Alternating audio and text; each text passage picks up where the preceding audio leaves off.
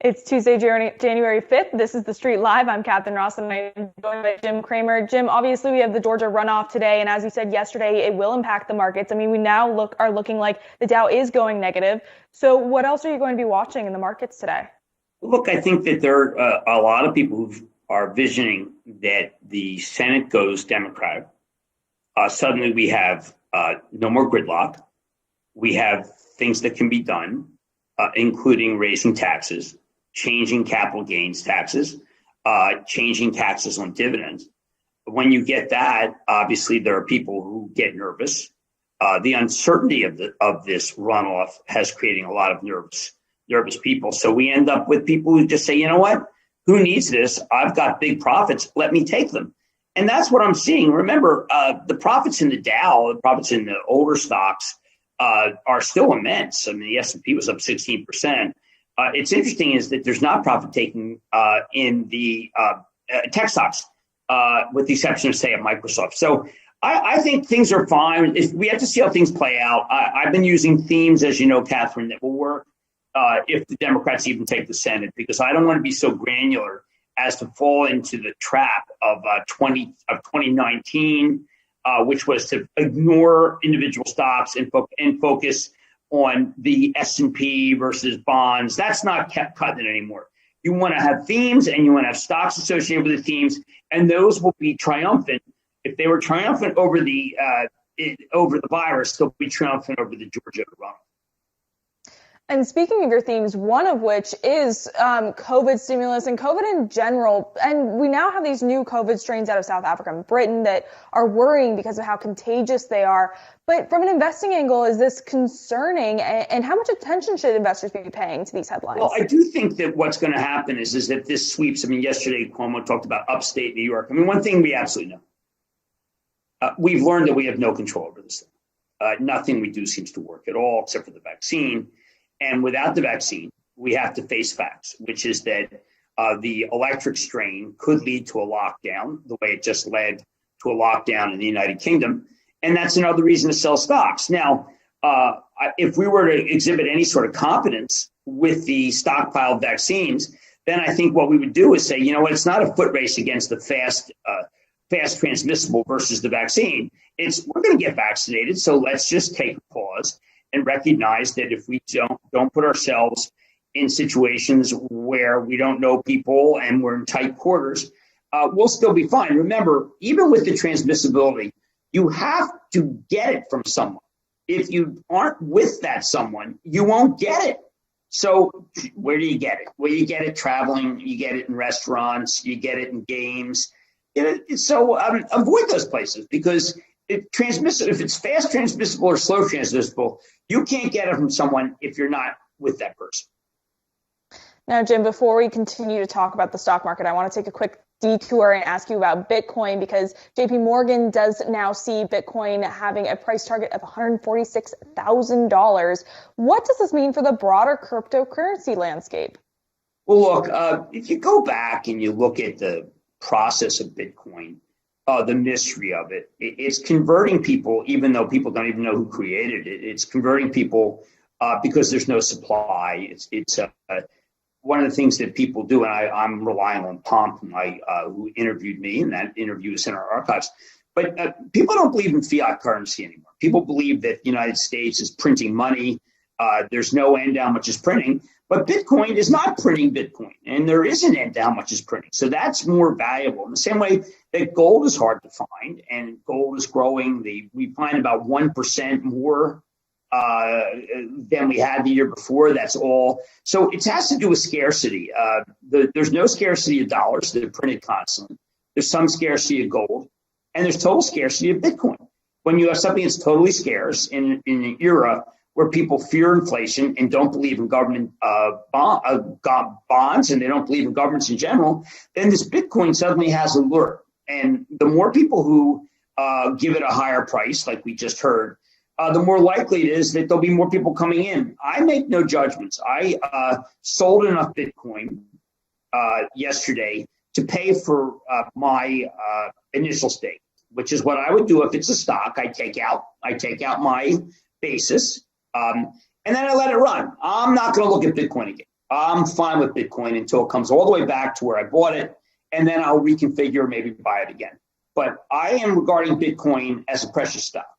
And as I tell people in Action Alerts, and I've got my call tomorrow, if you have a double, take a lot out. And I had double, so I took a lot out. It's just no different from a stock that I had a double on. So with the exception of the fact that this thing doubled like while I was away, and that's too fast for me. So now I don't have to worry, play with the house's money, see what happens. Jim, you mentioned just a moment ago your investing themes for 2021, which you did break down on Mad Money last night. Now, because I get to sit here and I have the privilege of speaking to you, I want to pull a Wizard of Oz moment here and pull back the curtain. And I want to ask you, as the wizard himself, how did you find these themes and what kind of research do you suggest that our viewers do when they're looking for a theme? Sure. Well, first, the themes were developed with the concept that I shared some of these with Action Alerts people last month, with the concept that the world's going to change in 2021. The vaccine will work, but that there are some things that are sustainable from this period: digitization, unfortunately, cybersecurity, the COVID-19 stimulus, remote work. Those stay. Those turned out to be sustainable. The ones that are new are healthcare, travel and leisure, individual stock selection. China, after Biden comes in, although I've been saying that to Action Alerts, which is why we bought Boeing. So what I did was I kind of worked individual stocks that I thought I'd work and then back it into a theme, as opposed to what is so prevalent on Wall Street, which is find a theme and forget about it. I mean, people create these ETFs, Catherine, and they don't really know anything about stocks. They just say, oh, well, the machines say these trade together, so let's lump them together and get rid of single stock risk. These people, I'm not saying that they're mountebanks. I am saying that they don't have anything to do with what kind of stuff I do. I mean, I actually do a lot of work. I bet you if these ETF people, I could go to them and say, okay, what does CrowdStrike do? And they would say, well, it strikes crowds. I mean, they don't know anything, but that's okay. I call them out. Why do I call them out? Because I do enough homework to be able to call them out. But these themes are based on the idea, for instance, individual stock selection, wealth management. What I'm looking at there is that Morgan Stanley and Goldman Sachs have changed their Morgan Stanley in particular is much more about wealth management. I believe that individual stock picking has been a resurgence like TheStreet doesn't believe. Including the 17 million people who joined Robinhood. I call them the Murray Band, which includes other places, not just Robinhood. And what I say is, okay, obviously there's a theme developing, which is individual stock selection. So I have a great perch, Catherine, and my perch is what companies are doing and what they're reacting to, and then going to the theme. Most people do top down, and that's because they're lazy. They don't want to spend the time that I do, and they probably do it. They play golf a lot. They watch a lot of sports. They're with their families. That's all great. My job is to help viewers and to help readers and to help club members. And the work that I did is about that.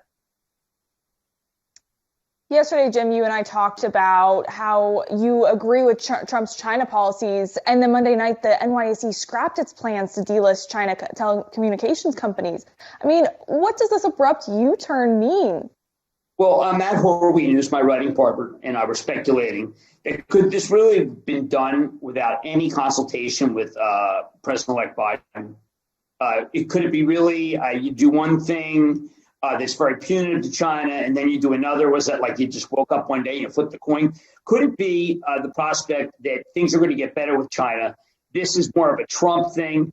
The Chinese listings are hugely valuable to the New York Stock Exchange. They're cutting off their nose to spite their face. I think that they realize, well, wait a second. Biden's not going to it's not going to poke us in the eye if we go back and do whatever the heck we want with China in order to be craven and make as much money. Craven meaning what Trump would say. I think they want to make as much money. I don't blame them. They're a business. And they don't think that China, they're caveat emptor.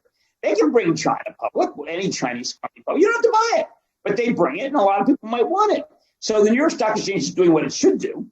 And they don't have to worry about a tweet, particularly because the president is completely focused on the vaccine. The president's completely focused on staying in the office and Georgia, mostly about Georgia being angry that they didn't vote for him, and secondarily about the Senate race. So I think the president is so distracted that this is a great time for the New York Stock Exchange versus policy.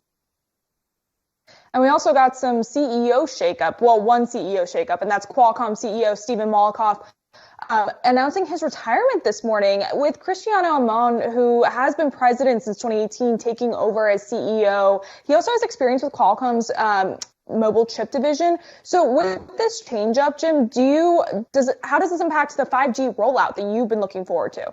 Well, David Faber broke a remarkable story today, and that's because Steve Mollenkopf, who, by the way, appeared at TheStreet's corporate governance conference not that long ago, within the time frame of what you care about with Qualcomm. Steve's a remarkable guy. He had to fight so much. He had to fight Apple. He had to fight the Chinese authorities. Broadcom, he had to fight.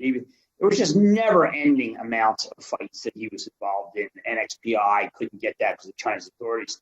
He's only 52, so you think, well, wait a second. Now that he's finally gotten where it is, where he doesn't have any fights and the company's doing so well, maybe that's when things are going to take off and he can finally relax and just do his job.